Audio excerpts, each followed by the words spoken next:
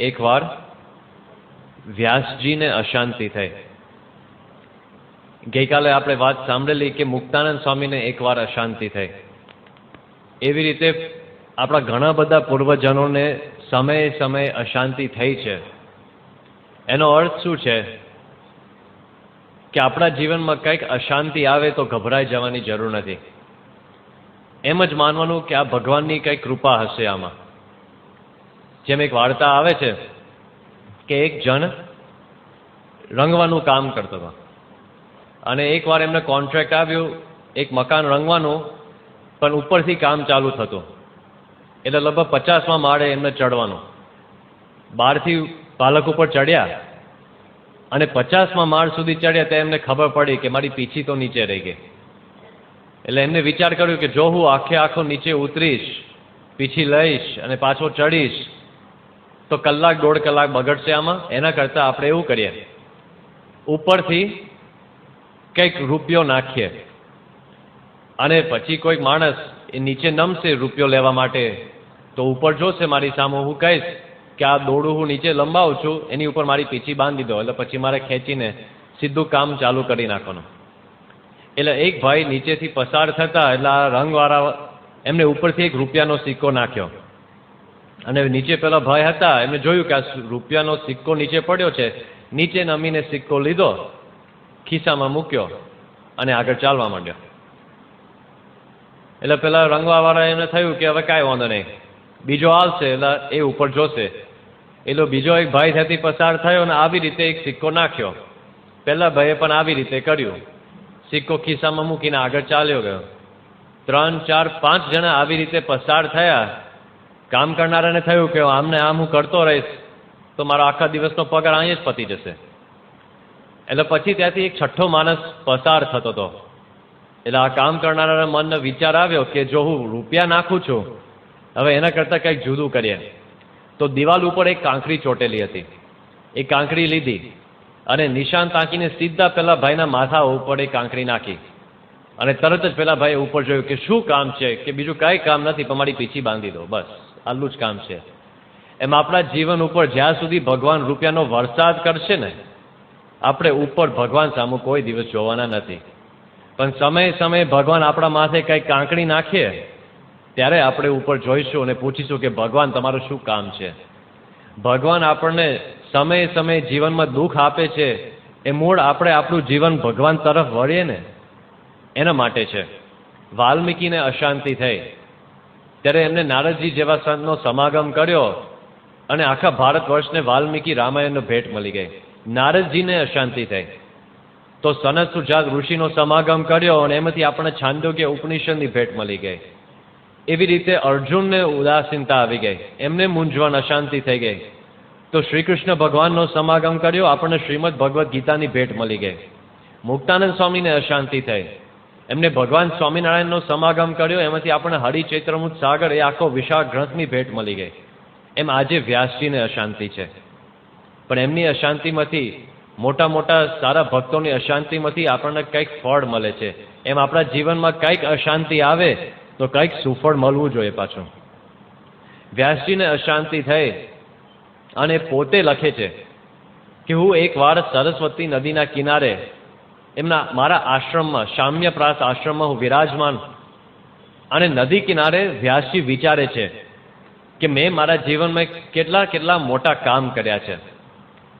અને પોતે લખે છે ઈદમ પ્રોવાચ, એટલે શું, મોટેથી પછી બોલવા માંડ્યા. વિચાર કરો કેટલી બધી અશાંતિ હશે કે વ્યાસજી એમની વૃદ્ધ અવસ્થામાં એકલા બોલે છે મોટેથી કે મેં જગત માટે કેટલું બધું કામ કર્યું છે.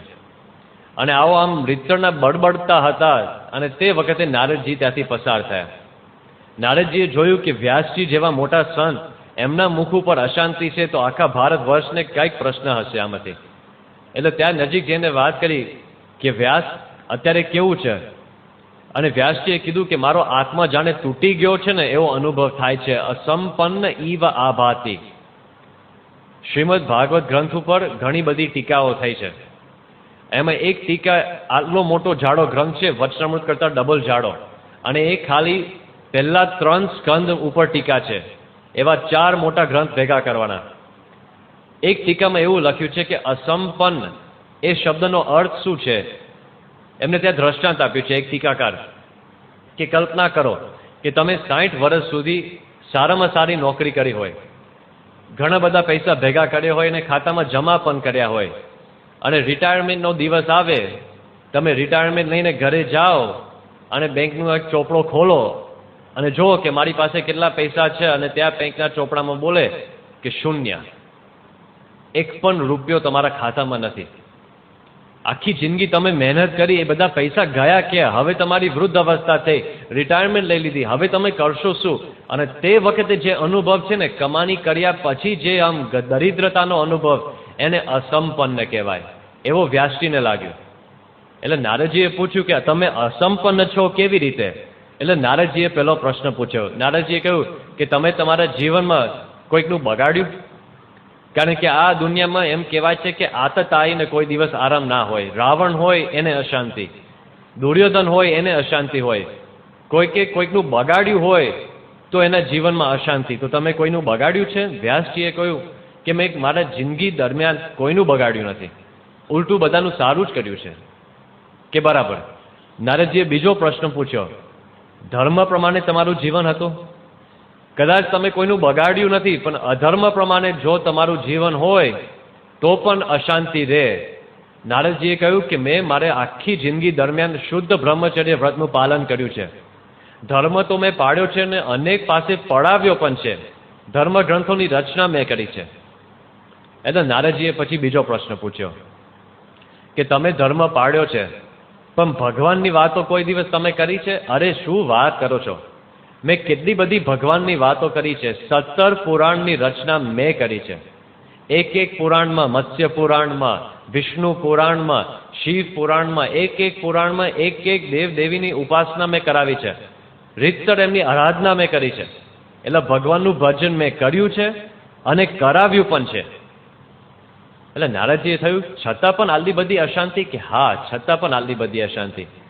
પછી નારદજીએ ધીમે વાત કરી કે જો તમે તમારા જીવનમાં કોઈનું બગાડ્યું નથી, તમે તમારા જીવન સંપૂર્ણ ધર્મમય બનાવ્યું છે અને તમે ભગવાનનું ભજન પણ કર્યું છે, પણ એક વસ્તુ રહી જાય છે. કે શું? પ્રગટ ભગવાનનું ભજન તમે કર્યું નથી. એટલે વ્યાસજીને પછી થયું કે એ વાત બરાબર છે. પ્રગટ ભગવાનનું ભજન મેં કર્યું છે, પણ જેમ બીજી બધી વાતો થાય એમ હારે મેં બધા પુરાણમાં સરખો ભાવ કર્યો છે, પણ જોએ એવી રીતે મુક્ત કંઠે કેવળ ભગવાનનું ભજન કરવા માટે જ પ્રગટ ભગવાનના ચરિત્ર મેં ગાયા નથી. નારદજીએ કહ્યું કે હવે તમે એ જ પેન લો, એ જ કાગળ લો, એ જ આશ્રમમાં બેસો, એ જ આસન ઉપર બેસો, અને હવે બીજો બધાની જેમ તમે જેવી રીતે ક્રિયા કરતા એ જ ક્રિયા કરો, પણ હવે પ્રગટ ભગવાનને રાજી કરવા માટે જ પ્રગટ ભગવાનના ચરિત્રનું ગાન કરો. બીજી કોઈ આશા રાખતા નહીં, અને જો શું ફળ મળે. અને પછી વ્યાસજી લખવા બેઠા અને શ્રીમદ ભાગવતની રચના થઈ, અને પછી વ્યાસજીને શાંતિ થાય છે. અક્ષરવિવાહ.com એક સંસ્કારી, ધાર્મિક અને સુંદર પાત્ર શોધવા માટેનો ઉત્તમ વિકલ્પ. અહીં આપ ફ્રી રજિસ્ટ્રેશન દ્વારા આપના મનગમતા પાત્રને મિનિટોમાં જ શોધી શકો છો. વળી નજીવી રકમમાં જ પ્રીમિયમ મેમ્બર બની તમારા પસંદિત પાત્ર સાથે કોન્ટેક્ટ પણ કરી શકો છો. તો રહસ્યની જુઓ છો? આજે જ વિઝિટ કરો www.અક્ષરવિવાહ.com.